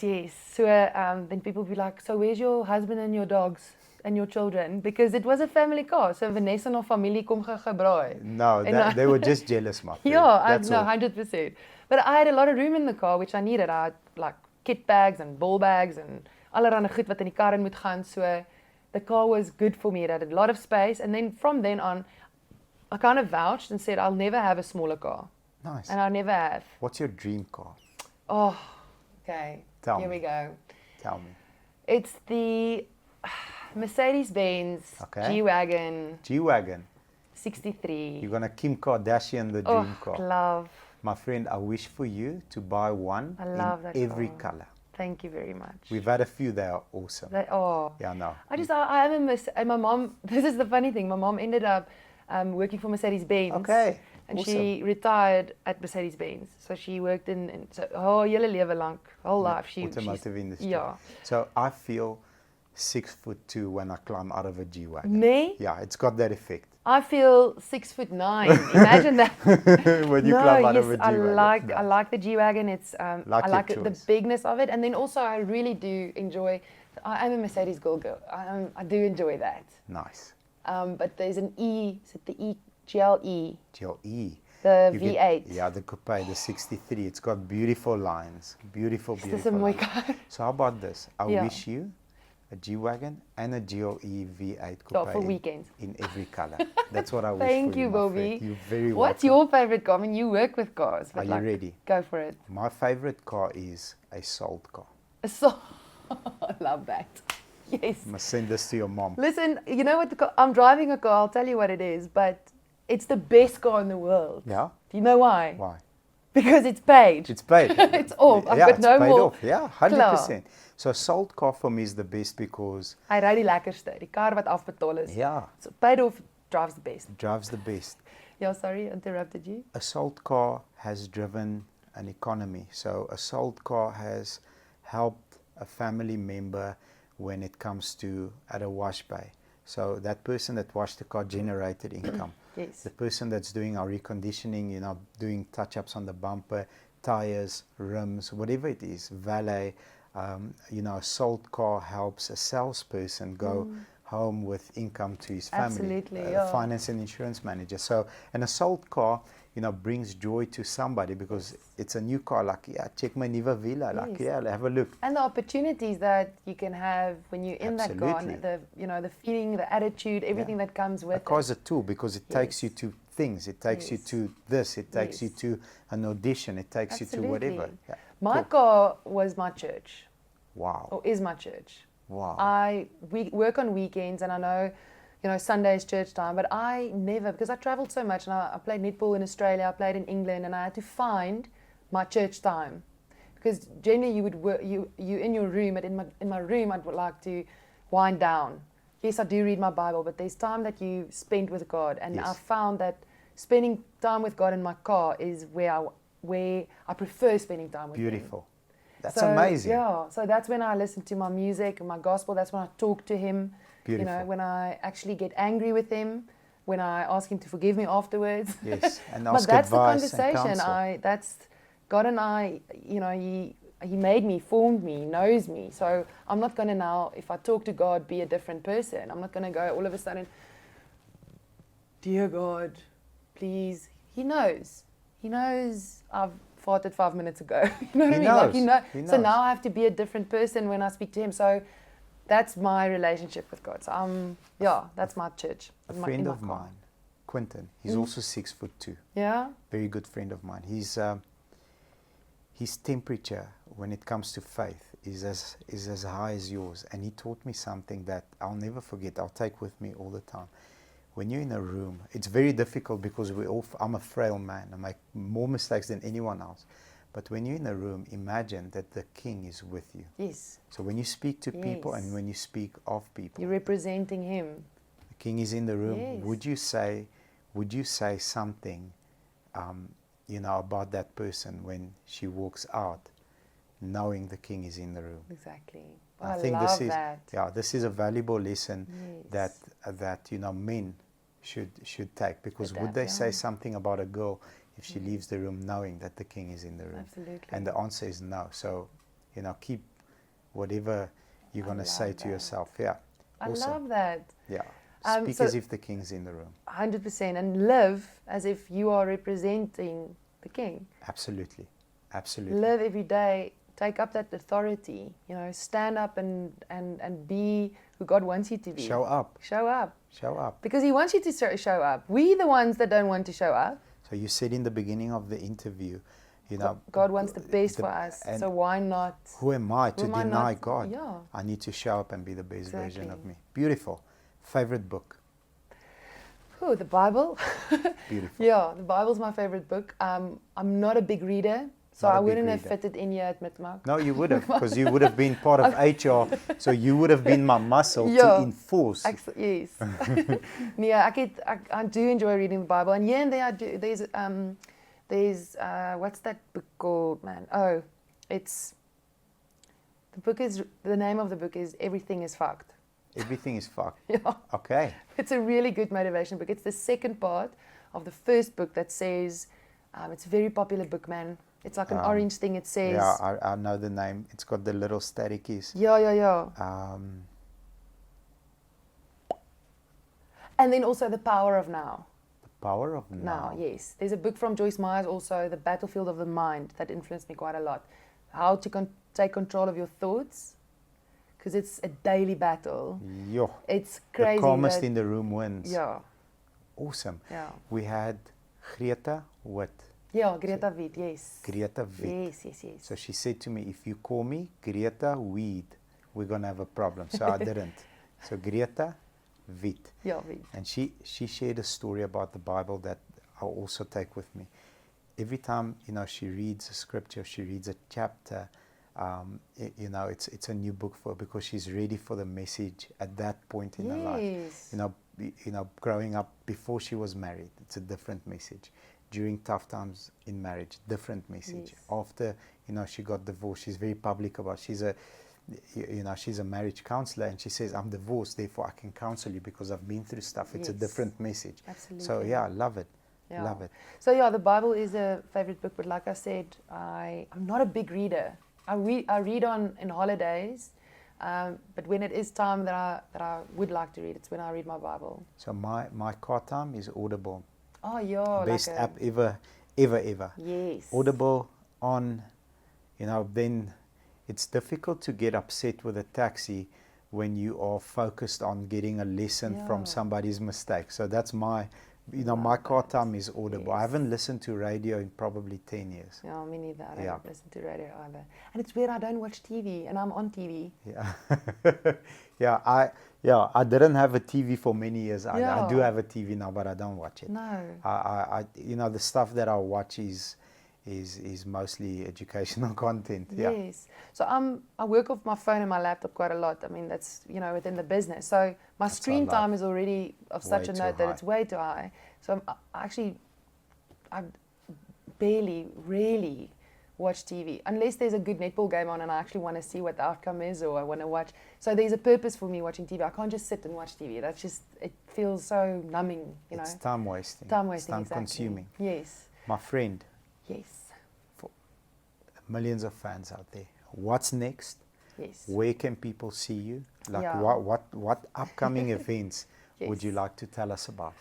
Okay, so where do I begin? I know, like we've got lots of time so because you've got much, lots of things going on. Yes. So let's start with the netball thing. So I'll keep on doing netball clinics. I've got a lot of requests from schools, and So what I do. Are we allowed to? Where can young girls reach out? Yeah. So you can email me on vanessa.toit@gmail.com. So we'll have the link just below this video, okay? Yes. Or the email address, sorry. Yes. Okay. And on social media, on Facebook or on Instagram, it's Vanessa Marie.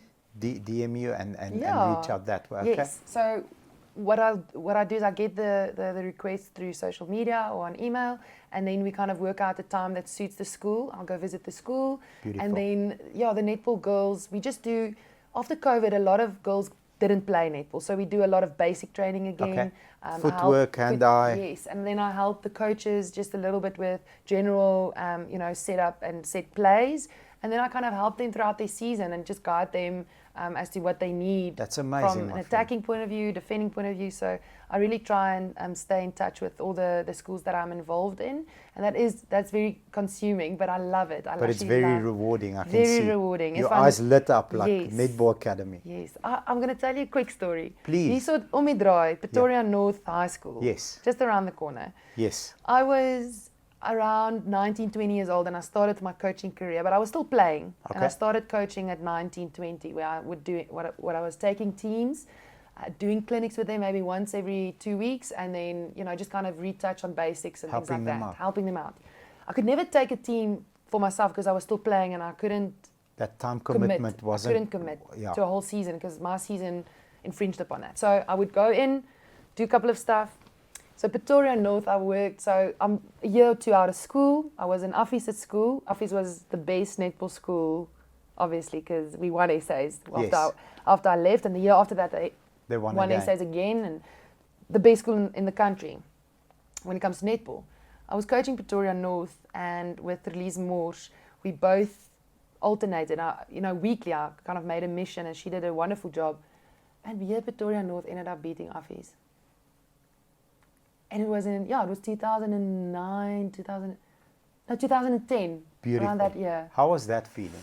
That was good. I think I was so proud, It was like these girls listened and they applied it and they wanted to be better and they were motivated and they had a wonderful, school coach. But feeling a part of that success was great. Even though I think my Affie alma mater wasn't that happy with me because, But anyway, it all worked out, and I think that's the reward. The reason that I still give back to netball, because I never received monetary salaries or input from netball before I actually went overseas. So from a South African point of view, yes, we traveled and I could see the world, and I'm so thankful for the opportunities, but I couldn't sustain a lifestyle that I needed to provide for my family from a financial point of view. In a netball sphere. In a netball sphere. So I knew I needed something else. That's why I went to study. That's when I used and said yes to all the opportunities that came along my way because I needed. The reason why I'm still in netball, it's not for the money because it isn't. It's because I was that girl sitting there And netball is a vehicle. It is a vehicle. It's a car. It's a motor car. Yeah. Nee? To take you. To take me to reach the youth, to reach other girls, to inspire. We don't have a lot of female role models in the sporting environment. We've got a lot of Kim Kardashians, Yes. and we've got a lot of influencers, and Yes. we've got a We lot don't of know people if those are the correct motivators for the Yes. girls, because a lot of fake stuff It's happens there. It's a on screen. social media and Absolutely. whatever. So they portray a certain thing, you don't know. But there's something real when you coach someone a skill, when you teach them about life. So I use netball as a vehicle to teach children, women, females, girls about life. About life. Because not everybody's going to be a Protea netball player.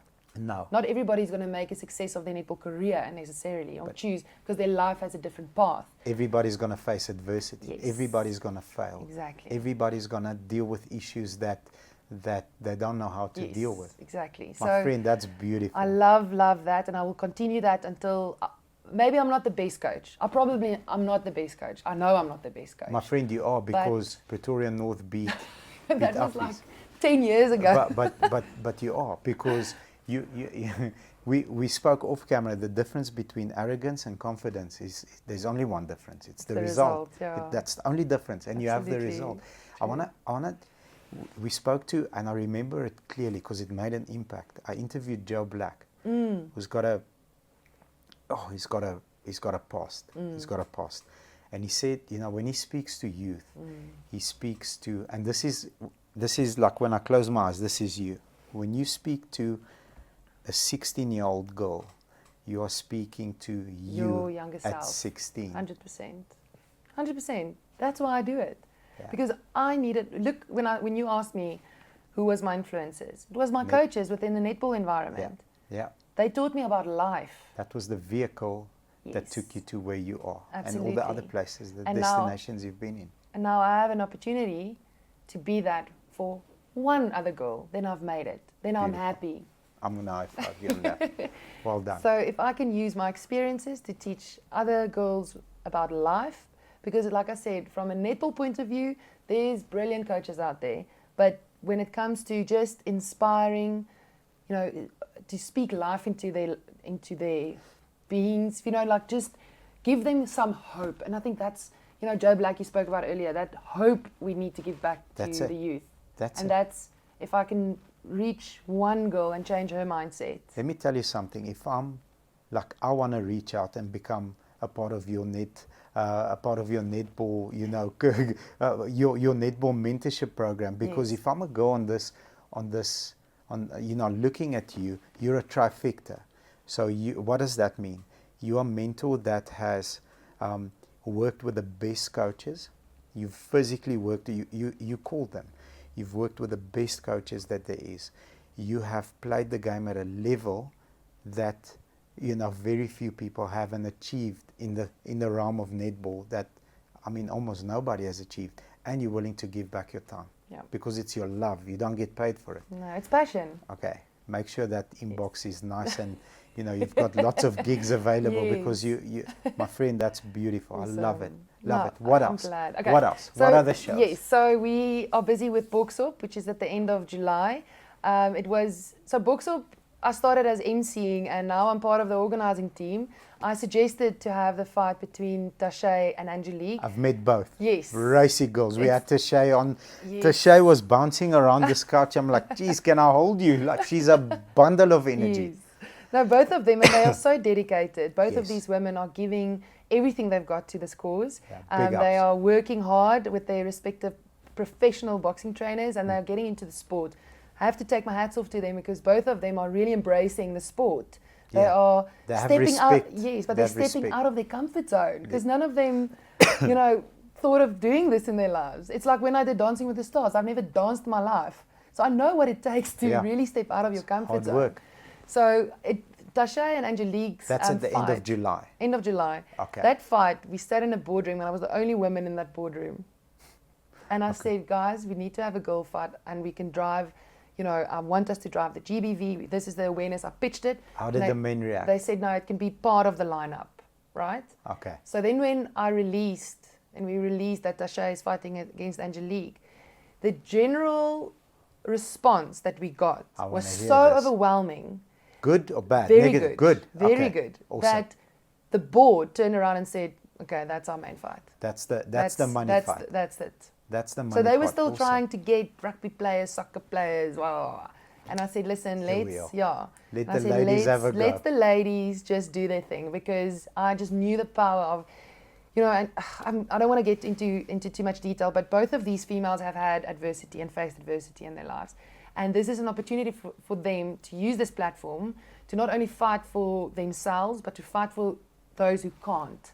Yeah. And the message we're trying to get across is keep the fight and the fighting, the name calling, the badgery, the abuse in the ring. Keep it in the ring. It doesn't deserve to be in on someone's social house. media or in someone's house or on a phone or Yes. whatever. So keep it in the ring. It's a sport. Let's keep it professional. We've got governing bodies. There are, you know, authorities involved. It's still a professional environment. Yes, my friend, I can't wait. It's going to be like I hope the more deserving one, the one that worked the Yes. hardest, will win. And I I'm hope so sure too. that's how life works. I hope that the message that we're trying to get across to create awareness of That's the gender-based violence, I hope that wins. That's the because to one. me, both of those girls have already won. Ooh, They've already won. geez, goosebumps. Awesome. Yeah, so Boxop's happening at the end of July that I'm a part of, and then next year is the Netball World Cup, and that's in Cape Town. Cape Town, yes, local, nice. Yeah. So I'm Local going is to be. lekker. I'm going to either be part of the super sport team, or I'm going to drive my own. I want to say I'll host a couple of netball events. You know, yeah. I we've think got you're so going to do many- both. I think I'm going to do both. Let's gonna, just do both. Yes, I want to have a Don't lekker choose. netball fest, geesfees, where Nice. you know schools can get involved and have just promote netball in this country. I'm working on a TV show specifically for netball. Nice. Hopefully that'll Which come channel, off. can you say? Not yet. I'm pitching it to both Kyknet and Supersport, because you remember when Talks and Chops came on board, they were Yes. both on Supersport and Kyknet. Yeah. And I would love that synergy. I mean, this is me just preaching it out into the world and speaking life into it. But whether it's going to happen, I don't know. I hope it happens, my friend. But it's so interesting to know that how many people are involved in netball in some shape or form. I mean, from your celebrities, Juanita du Plessis, she used to play netball for Namibia. I mean, Appel, who sings Nonna, Yeah. his mom was the Protea netball coach. I mean, Kurt Darren's daughter plays netball. And name someone famous, they have some sort of connotation with netball. Connection. So we in our buying office, which is that Wolf of Wall Street. That's the environment. There's like constant rave music playing in the background. Like you need whistles and that is energy. So I said, guys, I spend most of my day there. It's not my choice of music, but I'm outvoted in that room. And I said, this is who I have. I've got Vanessa Marie, the Toit, and then Petrus, who is like the netball speler. I'm like, yes. How do you know? He's like, everybody knows. And then we start having a conversation. I'm like, cheers, guys. I'm going to see you later. He's like, send us pictures. It is massive, my friend. It is. It's It massive. never used to be, though. It never used to massive. be. I mean, It's netball massive. was played, and in every school, your sister or your mother or your aunt or your whoever played netball at school. Yeah. It's the most Yeah. popular female sport in this country. Yeah. Fun fact, we've got more registered netball players in South Africa than rugby players. Wow. That's awesome. How cool is that? I can't wait for that. Who's going to win? Obviously, we're going to win. I'm pushing South Africa very hard. So will. here's a message to South Africa. Yeah. Taking a school that's not known for having the best netball team and kicking some serious ass. I mean, we need to speak to this girl. She's available. We know where to find her. We can DM her. Yeah. My friend, you need to be involved. And it's not about like me trying to enforce my way of playing. It's about seeing what's happening on court. And Your way of playing works. No, but every girl, every team has a dynamic, and it's about enabling them to be the best versions of themselves. Beautiful. And that then, EQ. yes, that's it. What's it about? Because they're never going to understand my way. They're going to still play their way.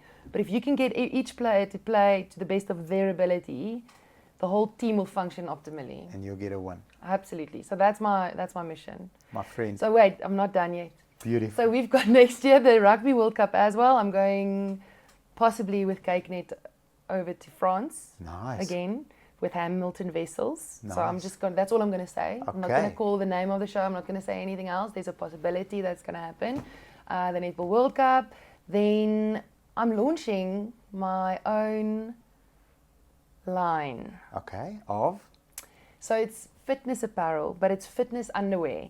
Okay. So before COVID, I had a whole brand established. We were going to go. We had, the final products. We had photo shoots. Everything was ready to launch, and then COVID hit. So I had to take a step back. The factory had to undergo. I'm just going to say that again because it sounds like I'm having a stroke.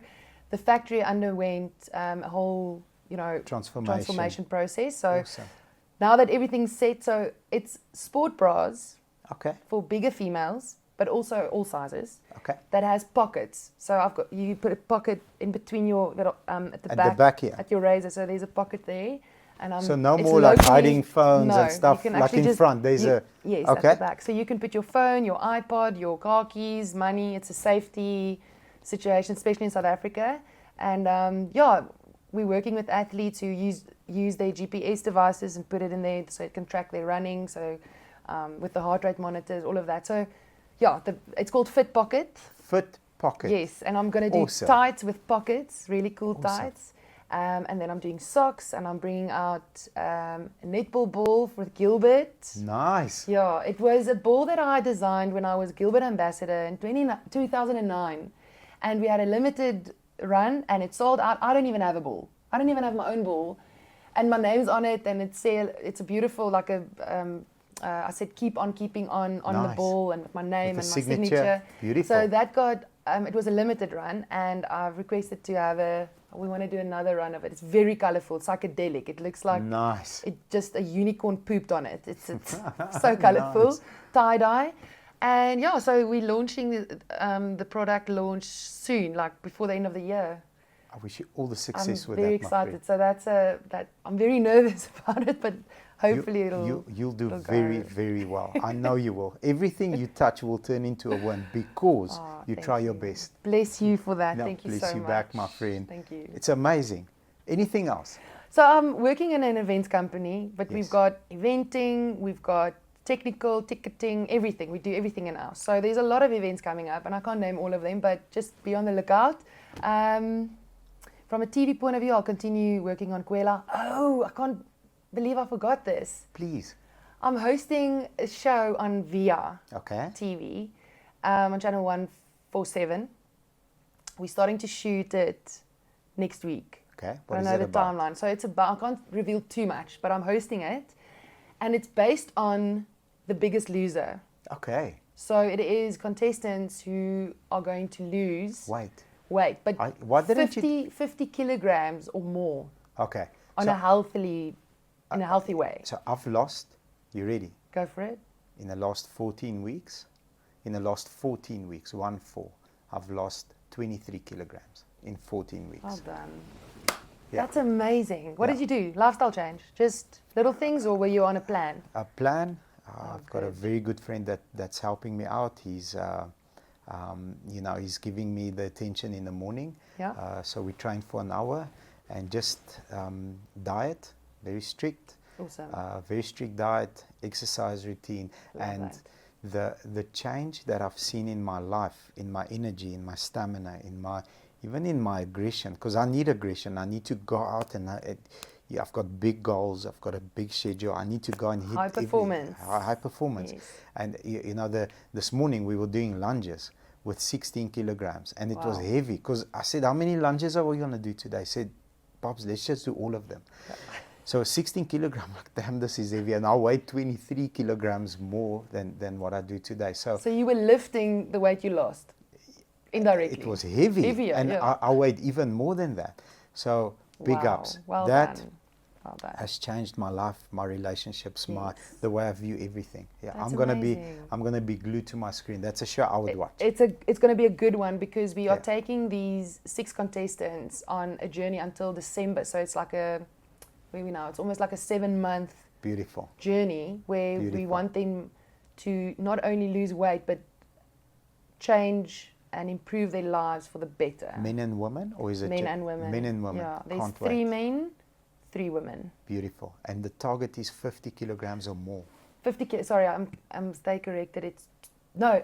It's 2 men, 4 women. 4 women. Yeah. Okay. But the target is 50 kilograms. Wow. They'll be in teams. It's kind of like the Biggest Loser format, but we've South Africaned it. Yeah, of Is it course. half for Afrikaans? Yeah, we always do, and it turns out better. Yes, I know it will. Yes. So I'm really excited. So every 2 weeks we'll be joining up with them, Checking in, making sure. And they've got a beautiful team and a fitness journey with doctors. You know, they had to go through rigorous tests to heart rate, all that type of stuff. blood. Nutrition. Yes. So nutrition, they've got a life coach, because a lot of it is up here. All of it is up there, there. yeah. The whole thing is It's up not there. fun waking up for me at 4 a.m. No. And this morning it was, when I was Flippin' cold. it was flipping cold. At one stage it was 5 degrees, and then the car went ting, and then it was like 1.5 degrees this morning. Oh, and I've got shorts, I've got a lekker gym t-shirt and a bikie. Oefen jou warm, Yeah, training nee. yourself Oh. warm. Yeah, it's all up here. Can't wait. Absolutely. I would watch that show. Yes, so I'll fire up. I hope that'll- my TV works, but I'll Yes. fire it up and watch it. So Definitely. you'll be able to watch that next year, but we Okay. are shooting it now this Beautiful. year. Beautiful. Yeah, we'll continue with Kwela on Kyknet, via the new show, Boxop, and then launching my own product line, and I'll continue doing my netball clinics, and then also working in corporate. So that's in a nutshell. And that's what she does on a daily basis, my friend. You are amazing. This, I'll say it on camera, has been one of my favorite interviews. Oh. The person I expected to come in here is the first time we've met today. Yes. We've really been interested in your life story, interested in the way that you present yourself out there. That's why I think, our team really went for you. You know, when we want you on our couch. The person that I was expecting versus the person that I've met today, 2 different people. I wasn't expecting this. Your level of EQ is off my chart. I've got no chart at all when it comes to you. The life lessons, the amount of passion that you put in every area of your life is clear. I wish you all the success. Thank you for sharing your time with us. It's really been one of my favorite interviews. Thank you very much. Bobby, you'll make me cry. No, it's my truth, my And friend. I'm not a crier. It's my truth, and I say it on camera. Thank you. You are a truly South African queen. Oh, bless you. Bless and you back, my thank friend. you for the opportunity to actually share a bit of my story. Not a lot of times that you can actually have a platform, and thank you for using your platform to actually share people's story and inspire people out there. It's So a pleasure. just- That's our motive. yeah, well, I am a fan for life. Thank you very much, and so am I.